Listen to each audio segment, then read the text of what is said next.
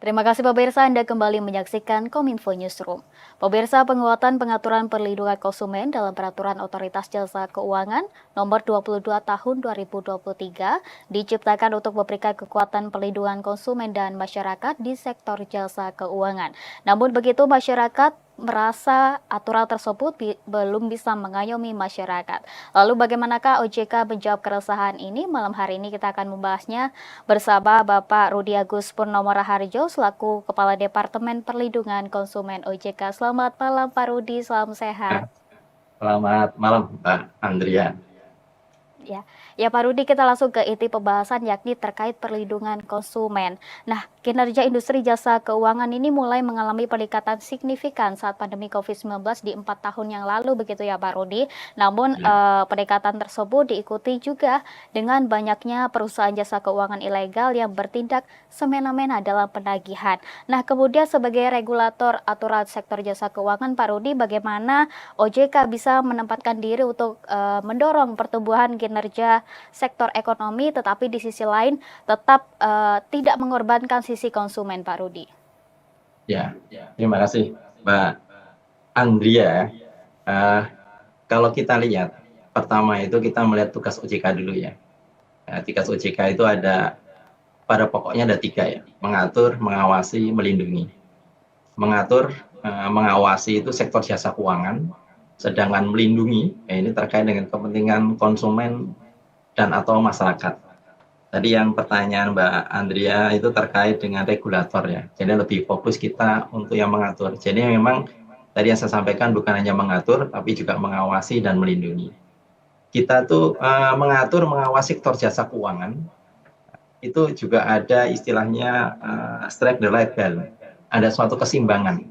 Ya, jadi pada waktu kita mengatur dan mengawasi sektor jasa keuangan, misalkan bank gitu, kita akan mengatur juga secara keseimbangan.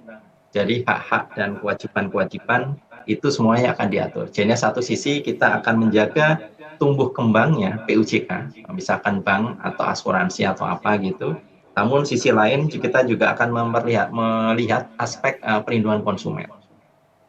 Dan kalau kaitan dengan regulasi yang kita lakukan, kita itu alhamdulillah kemarin di awal tahun 2023, tepatnya tanggal 12 Januari 2023, telah diluncurkan ya Undang-Undang Pengembangan dan Penguatan Sektor Keuangan yang kita singkat dengan Undang-Undang P2SK.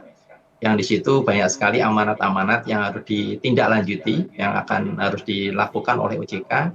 Itu salah satunya itu hak-hak dan kewajiban konsumen, termasuk juga hak-hak, kewajiban, dan larangan dari PUJK. Dan di situ kita cantumkan dalam tadi sampaikan Mbak Adria terkait dengan PUJK 22 tahun 2023 tentang perlindungan konsumen dan masyarakat di sektor jasa keuangan. Jadi kalau kita lihat, kita itu meluncurkan PUJK itu sebagai amanat tadi Undang-Undang P2SK, dan juga kalau kita lihat dari namanya atau tentangnya, PUJK itu juga terkait dengan perlindungan konsumen. Jadi sebetulnya dengan kita mengeluarkan PUJK itu lebih lebih menitik beratkan. Bandulnya itu kita lebih titik beratkan kepada perlindungan konsumen. Dan kalau kita lihat lebih detail lagi, sebetulnya di situ banyak sekali perlindungan-perlindungan yang diberikan pada konsumen. Itu kalau kita lihat hak-hak dan kewajiban-kewajiban konsumen itu sangat banyak sekali sih. Jadi kalau kita tadi ada statement misalkan kita kurang memberikan perlindungan kepada konsumen, ini juga perlu nanti dicermati gitu. Dan tadi sampaikan juga terkait dengan perkembangan industri jasa keuangan ya. Memang kita lihat kemarin pada waktu COVID itu kita agak turun, namun pasca COVID ini kita meningkat pesat. Tadi sampaikan juga adanya perusahaan-perusahaan atau entitas keuangan yang ilegal, kan gitu ya tadi ya. Yang ilegal dan paling banyak itu memang ada 2 itu. Pertama investasi ilegal, yang kedua terkait dengan pinjaman online ilegal. Jadi pinjaman online itu ada yang legal, ada yang ilegal. Nah, yang ilegal ini memang istilahnya kita itu dari kalau untuk yang ilegal-ilegal ini itu di OJK itu ada namanya, dulu dikenal dengan namanya Satgas Waspada Investasi SWI, dulu kan gitu ya namanya, Mbak Andrea ya. Namun sekarang kita ganti namanya menjadi Satuan Tugas Pemberantasan Aktivitas Keuangan Ilegal, kita singkat dengan Satgas Pasti. Jadi kita lebih fokus kepada untuk pemberantasan aktivitas-aktivitas ilegal tersebut. Dan memang kalau kita lihat itu datanya di tahun 2023 aja Mbak, itu pinjol ilegal aja udah kita hentikan, yang udah kita aktivitasnya itu udah 2000-an lebih itu. Jadi aktivitas pinjol legal ini banyak sekali. Jadi kalau kita lihat dari tahun 2018 bahkan ya, di data saya itu ada 6 ribuan itu. Dan di tahun ini, di tahun kemarin 2023 itu ada 2 ribuan lebih. Jadinya satu titik pinjol ilegal itu yang kita tutup gitu, tapi titik lain akan tumbuh lagi gitu. Nah ini kita nggak henti-hentinya, dan ini juga merupakan kerjasama kita dengan Kominfo ini. Karena kan yang mempunyai menutup ya, atau menutup atau aplikasi-aplikasi atau websitenya itu kan ada di Kominfo ya, sehingga kita Iya. melalui Satgas Pasti itu yang ada salah satu anggotanya juga dari Kominfo ini. Terima kasih atas kerjasama ini. Kita kerjasama, berkolaborasi, bersinergi dalam rangka tadi itu melindungi konsumen. Salah satunya dengan menutup aplikasi dari pinjol-pinjol ilegal tersebut. Ya, Pak Rudi tadi Bapak menyampaikan ada dua macam pinjol begitu ya Pak, ada pinjol legal dan juga ilegal. Nah kemudian untuk pinjol ilegal yang mana misalnya ada masyarakat yang menjadi korban transaksi ilegal itu, kemudian penyelesaian dari OJK itu seperti apa Pak Rudi? Ya, jadi gini, kalau kita lihat itu memang tingkat literasi dan inklusi keuangan kita itu masih belum bagus gitu. Di mana tingkat literasi kita, melek kita terkait dengan sektor keuangan itu lebih kurang antara 50%. Ini dari masyarakat Indonesia ya. Sedangkan inklusinya itu 85%. Jadi ada gap 35% itu. Kalau kita lihat dari survei yang kita lakukan di tahun 2022. Jadi kalau kita lihat di situ Mbak, itu banyak orang terkoneksi, terhubung dengan PUJK atau jadi nasabah bank lah paling banyak gitu ya. Tetapi titik lain tuh mengenai pemahaman masyarakat, konsumen terkait produk dan layanannya itu sangat terbatas. Jadi tadi ada ketimpangan 35% ini suatu tantangan tersendiri bagi kami, dan juga saya mengajak dari Kominfo itu juga melakukan salah satu dengan cara Kak ini melakukan edukasi kepada masyarakat. Dan kalau misalkan masyarakat mau meminjam, ya, minjam pinjol, itu kalau saya pertama harus dilakukan adalah meminta informasi ke kontak 157. Di kontak 157 itu nanti akan terdapat pinjol-pinjol mana yang legal. Itu ada 101 Mbak. Dulu tahun lalu ada 102, dan tahun ini ya tinggal sekarang 101 pinjol yang legal. Nah, jadi kalau mau menggunakan mau minjam ke pinjol, silakan ke pinjol yang legal, jangan yang ilegal. Nah, karena kalau yang ilegal itu pasti itu akan banyak sekali itu dampaknya gitu, nanti ada terkait dengan penagihan dan sebagainya. Jadi kalau mau pinjam yang tadi pinjol pertama itu ngecek ke OJK itu terdaftar atau tidak. Yang kedua itu minjam harus sesuai dengan kebutuhan dan kemampuan. Jangan karena keinginan gitu. Saya misalkan kepengen beli handphone, kepengen beli motor dan sebagainya itu. Tapi memang kebutuhan, memang kita butuh beli motor untuk jadi untuk ojek ya silahkan gitu. Tetapi memang harus sesuai dengan kebutuhan dan kemampuan. Yang ketiga, itu pinjaman itu untuk yang produktif. Tadi kembali lagi, jangan yang konsumtif, tapi yang untuk yang produktif. Dan yang keempat, ini yang juga harus dicamkan, diperhatikan oleh teman-teman yang mau minjam ke pinjol itu adalah pahami manfaatnya, ya, biayanya, bunganya, jangka waktunya, dendanya, dan juga risikonya. Banyak marketing itu menceritakan terkait dengan biayanya rendah, misalkan bunganya rendah dan sebagainya. Namun sering-sering risikonya nggak disampaikan. Misalkan apa namanya nanti kalau nggak bayar akan asetnya atau barangnya akan diambil dan sebagainya, dan juga misalkan risiko-risiko nanti ada pencemaran nama baik dan sebagainya, ini sering-sering kurang perhatikan oleh masyarakat kita.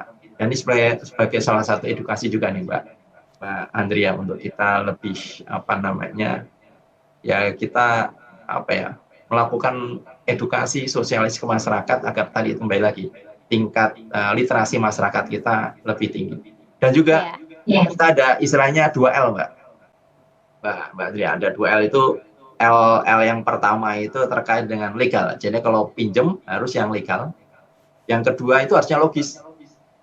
Jadi ya sering-sering imbal hasilnya gitu kalau kita investasi ya, bukan tadi kalau selain pinjol itu harus yang legal. Kalau investasi itu juga harus yang logis gitu. Jangan sampai bunganya misalkan sebulannya 10% gitu, itu akan menempatkan di situ. Nah, itu akan berbahaya gitu. Jadi kita harus pada waktu investasi, pada waktu pinjol juga akan memperhatikan tadi dua hal tuh, yang legal maupun yang logis. Mungkin demikian Mbak. Legal, logis, dan tentunya meningkatkan literasi begitu ya Pak, agar bisa mengetahui daftar-daftar pinjol mana yang ilegal dan juga yang legal, begitu ya Pak Rudi. Jadi ada itu Mbak, tagline-nya kita itu kan 1, 5, 7. 7 ini gini apa gini? 157, siap Bapak. Telepon. Jadi silahkan telepon ke kita. Kita kalau ada Bapak Ibu sekalian ada pertanyaan atau mungkin ada informasi terkait dengan pinjol ilegal, sampaikan kepada kami ke 157 atau melalui APPK, aplikasi portal perlindungan konsumen. Bisa juga ke WA 081 157 157 157. Ya.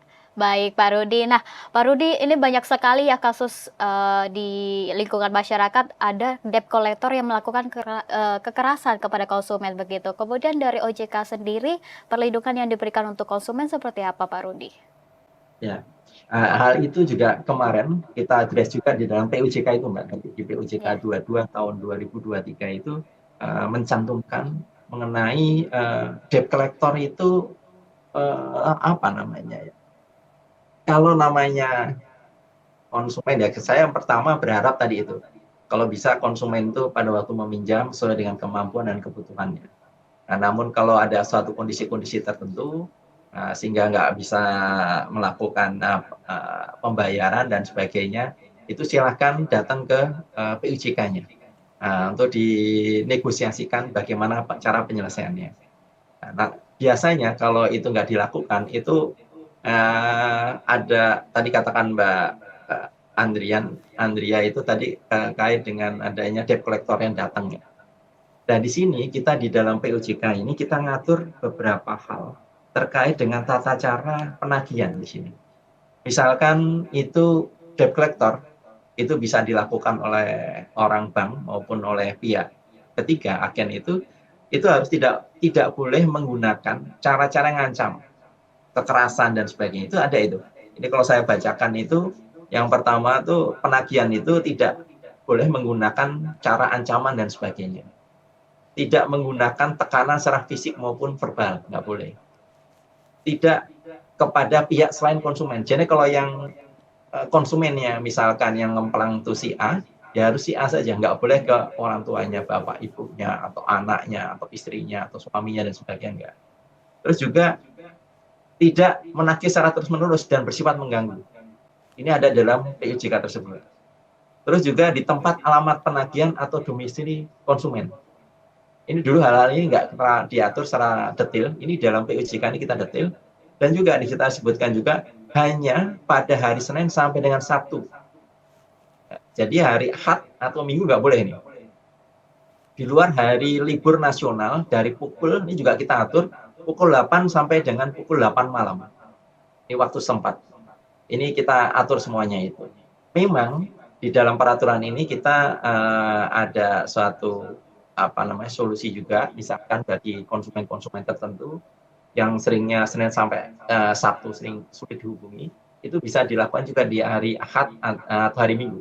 namun itu harus berdasarkan persetujuan dari konsumen. Jadi kalau kita lihat ini di sini, kalau dulu itu mungkin di hari Ahad itu debt collector atau apa bisa datang dan sebagainya, di peraturannya nggak boleh. Kalau misalkan telepon di jam 12 malam atau pagi-pagi lagi subuh kita sholat langsung ditelepon nggak boleh. Jadi emang di sini lebih apa namanya lebih melindungi kepentingan konsumen. Jadi kalau tadi itu ada statement misalkan apakah kita sudah dalam POJK ini atau OJK ini sudah melindungi kepentingan konsumen, kalau lihat di Undang-Undang P2SK dan juga dari Undang-Undang dari POJK 22 tahun 2023 ini kita sudah memberikan perlindungan yang kalau menurut saya yang mencukupi lah, yang memadai untuk kepentingan konsumen. Mungkin demikian, Pak. Ya, ada aturan khusus begitu ya Pak yang harus diperhatikan agar tidak melanggar dari aturan begitu. Ya. Dan Ya, kalau Mbak PUJK tersebut ini kan pelaku usaha jasa keuangan, bisa bank dan sebagainya itu melakukan tindakan-tindakan tersebut akan kita berikan sanksi. Dan untuk tahun kemarin aja, kalau saya lihat dari tahun ini aja dari data yang ada, kita tuh sudah memberikan sanksi itu lebih tahun kemarin aja itu udah 200-an lebih dari kita berikan teguran tertulis, kita berikan sanksi kepada PIJK yang istilahnya yang melanggar ketentuan gitu. Jadi kita selain memberikan ketentuan untuk melindungi konsumen, kita juga kalau ada PUJK yang tanda kutip nggak melakukan tugasnya dengan baik sesuai dengan ketentuan, kita secara tegas juga akan memberikan sanksi kepada PUJK tersebut. ya. Ada sanksi untuk PUJK yang tidak sesuai dengan aturan ya Pak Rudi. Kemudian untuk dari sisi konsumen atau debitur yang tidak kooperatif begitu untuk melakukan pembayaran, apakah ada juga sanksi dari OJK?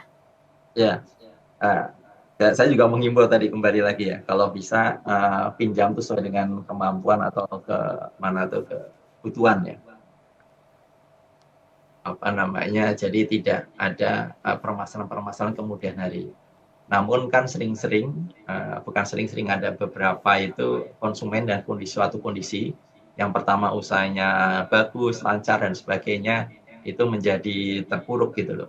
Nah untuk kondisi-kondisi kayak gitu, ya itu tadi itu harus melakukan komunikasi ya dengan PUJK-nya. Namun kalau misalkan konsumen-konsumen ini ada konsumen nakal ya, dan kami dari OJK juga nggak memberikan panggung kepada konsumen-konsumen yang nakal. Karena prinsipnya kita akan menjunjung secara tinggi ya hak-hak dan kewajiban dari konsumen yang beritikat baik. Kembali lagi konsumen yang beritikat baik. Kalau misalkan tadi itu ada konsumen-konsumen yang nakal dan sebagainya gitu, nah kita PUJK itu bisa memberikan beberapa tindakan. Kalau kita lihat tindakan itu misalkan bisa menunda suatu transaksi, bisa pembatasan, penolakan, dan juga mungkin tidak memberikan pelayanan, dan mungkin juga denda sesuai dengan perjanjian. Nah itu yang bisa dilakukan oleh PUJK. Namun kalau itu karena itu hubungan keperdataannya antara konsumen dengan dengan PUJK, maka itu kita serahkan kepada PUJK untuk apabila terdapat konsumen-konsumen yang nakal. Namun saya berharap besar konsumen-konsumen Indonesia, konsumen-konsumen yang baik, yang punya etikat baik.